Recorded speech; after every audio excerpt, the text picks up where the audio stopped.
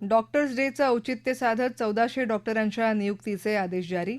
सर्पदंशाला राज्यात notified disease अर्थात अधिसूचित आजार घोषित करण्यासाठी विधी आणि न्याय विभागाला प्रस्ताव पाठवणार.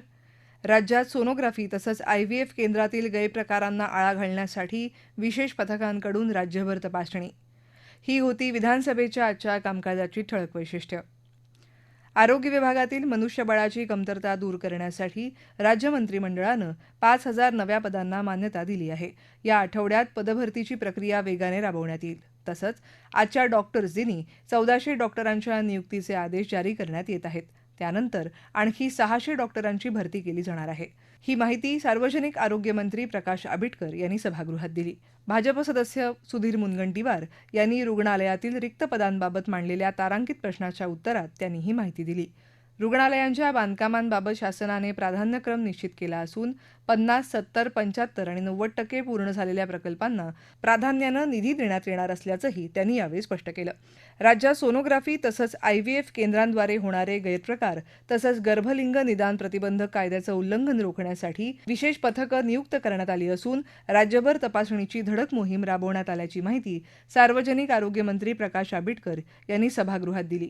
समाजवादी पार्टीचे सदस्य अबू आझमी यांनी विनापरवाना IVF केंद्रांवरील कारवाईबाबतचा तारांकित प्रश्न मांडला होता.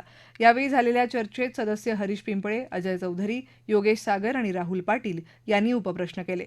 स्त्रीबीज तस्करी, IVF केंद्रांद्वारे होणारे गैरप्रकार आणि गर्भलिंग निदान प्रतिबंधक कायद्याचं उल्लंघन करणाऱ्यांवर अधिक प्रभावी तसंच कडक कारवाई करता यावी यासाठी मकोका कायद्याच्या तरतुदी लागू करण्यासाठी येत्या हिवाळी अधिवेशनात आवश्यक कायदा करण्याचं आश्वासनही त्यांनी यावेळी दिलं. राज्यातील सर्व नर्सिंग महाविद्यालयांमध्ये शिस्त, नियमितता आणि विद्यार्थ्यांच्या सुरक्षिततेच्या दृष्टीनं प्रमाणित कार्यपद्धती अर्थात SOP लागू केली जाईल अशी माहिती आरोग्यमंत्री प्रकाश आंबेडकर यांनी भाजप सदस्य प्रवीण दटके यांच्या तारांकित प्रश्नाच्या उत्तरात दिली.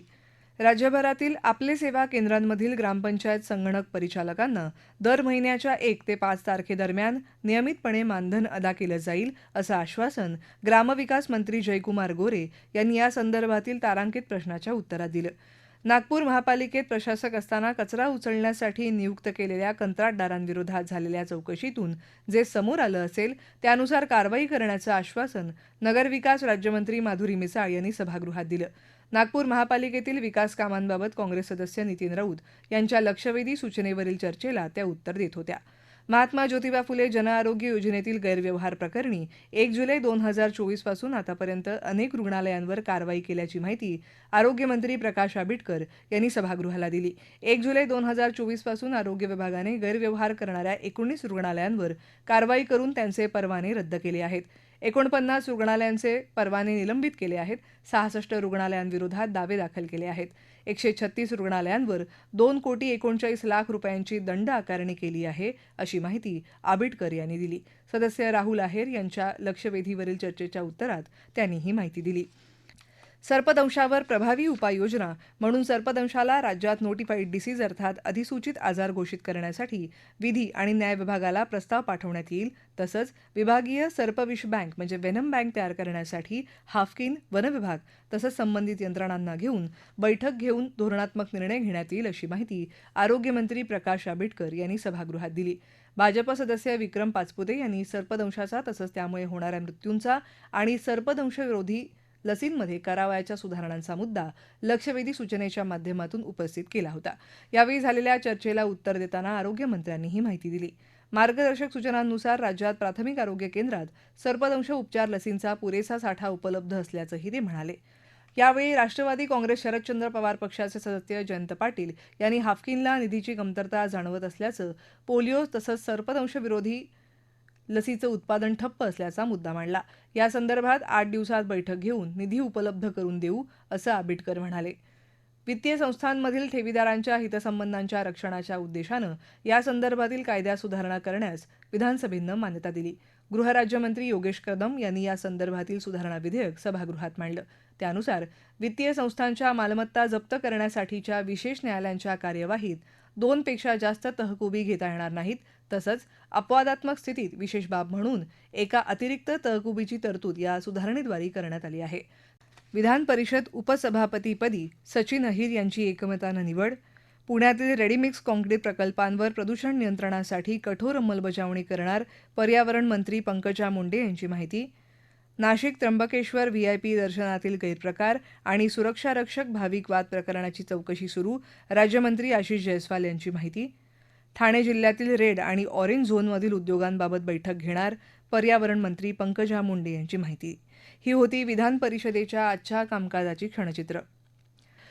पुणे शहरातील रेडीमिक्स काँक्रीट प्रकल्पांमुळे मुठा नदीचं प्रदूषण होत असल्याच्या पार्श्वभूमीवर पुणे आणि पिंपरी चिंचवड महानगरपालिका इथे बैठक घेऊन नदी पुनर्जीवन प्रकल्प, सांडपाणी प्रक्रिया प्रकल्प तसंच आरएमसी प्रकल्पांच्या प्रदूषण नियंत्रण उपाययोजनांचा आढावा घेण्यात आला आहे.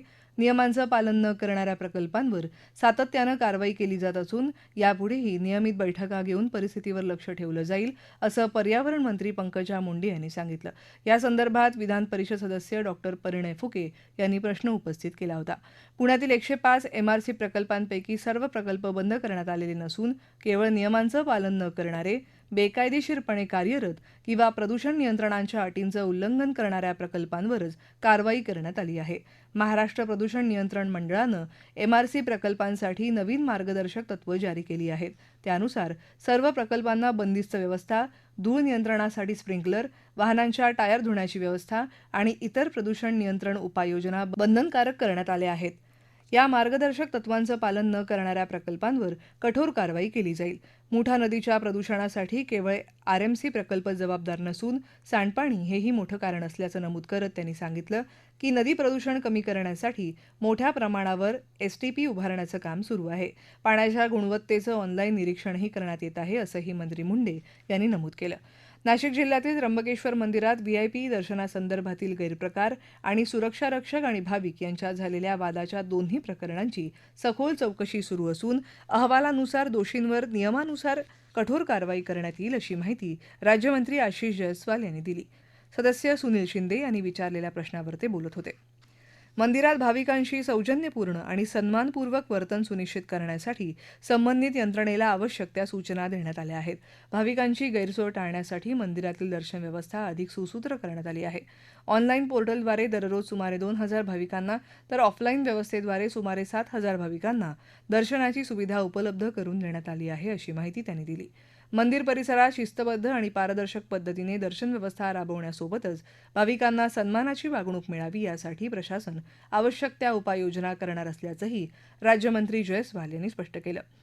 ठाणे जिल्ह्यात रेड आणि ऑरेंज झोनमधील उद्योगांची संख्या जास्त आहे. त्यामुळे ठाणे जिल्ह्यातील रेड आणि ऑरेंज झोनमधील उद्योगांमुळे निर्माण होणाऱ्या प्रदूषणाच्या प्रश्नांवर लवकरच बैठक घेण्यात येईल, असं पर्यावरण आणि वातावरणीय बदल मंत्री पंकजा मुंडे यांनी सांगितलं.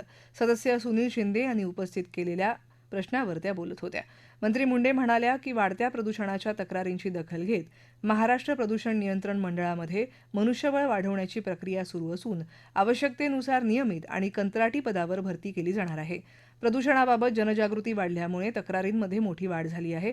या तक्रारींवर तातडीने कारवाई करण्यासाठी सध्या उपलब्ध कर्मचारी अपुरे पडत असून एमपीसीबीमध्ये अतिरिक्त मनुष्यबळ उपलब्ध करून देण्यासाठी कार्यवाही सुरू आहे. स्थानिक प्राधिकारी मतदारसंघ यवतमाळ इथून निवडून आलेले सईद खान यांनी बुधवारी परिषदेच्या सदस्यपदाची शपथ घेतली. विधान परिषद सभापती प्राध्यापक राम शिंदे यांनी सदस्य सईद खान यांना विधान परिषदेच्या सदस्यत्वाची शपथ आपल्या दालनात दिली. विधान परिषदेच्या उपसभापतीपदासाठी निवडणूक प्रश्नोत्तरांच्या तासानंतर सभागृहात घेण्यात आली. या पदासाठी परिषदेचे सदस्य सचिन अहिर आणि जगन्नाथ अभ्यंकर या 2 सदस्यांचे प्रस्ताव प्राप्त झाले होते.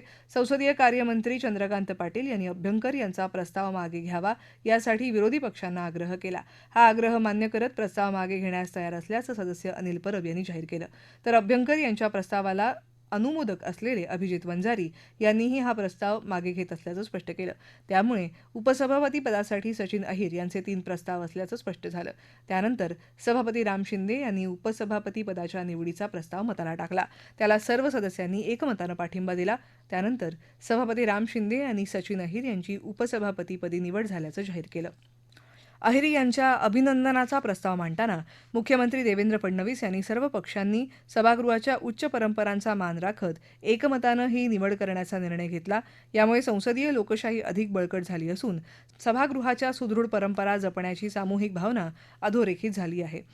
उपसभापतीपदी सचिन अहिर यांच्या झालेल्या निवडीबद्दल मुख्यमंत्री देवेंद्र फडणवीस यांनी त्यांचं अभिनंदन करत त्यांच्या प्रदीर्घ राजकीय अनुभव, संतुलित दृष्टिकोन आणि सर्वसमावेशक नेतृत्वाचा सभागृहाच्या कामकाजाला निश्चितच लाभ होईल असा विश्वास व्यक्त केला.